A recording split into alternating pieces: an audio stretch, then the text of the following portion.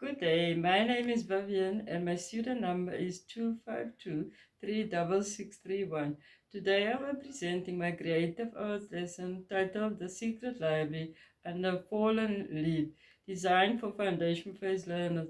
The goal of this lesson is to use recycled items to create a small world. Students will construct a tiny hidden library leaf behind a leaf rather, using materials including egg trays, paper, ribbon, and foil. The exercise promotes imagination, creativity, and experiential learning. Recycled paper, cardboard, acrylic paint, and basic tools like pencil and Q-tips are among the resources. Cutting, assembling, shading, and decorating are methods used to add depth and texture. The learning objectives are for students to express their creativity, make a small piece of art, and make good use of color and texture. Informal evaluation is predicted on involvement, inventiveness, and the capacity to make effective use of its resources.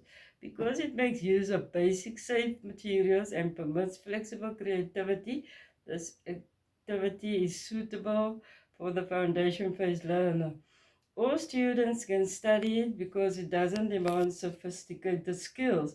The concept of hidden worlds and storytelling serves as the inspiration for this lesson, which encourages students to view commonplace objectives in creative ways. I think art is essential to a child's overall growth. It fosters emotional expressiveness, boosts self-esteem, and improves fine motor skills. In this class, students tell tales in addition to creating artwork, which fosters language development and creativity. This lesson also shows how basic discarded materials can be turned into engaging and creative educational opportunities. Thank you so much.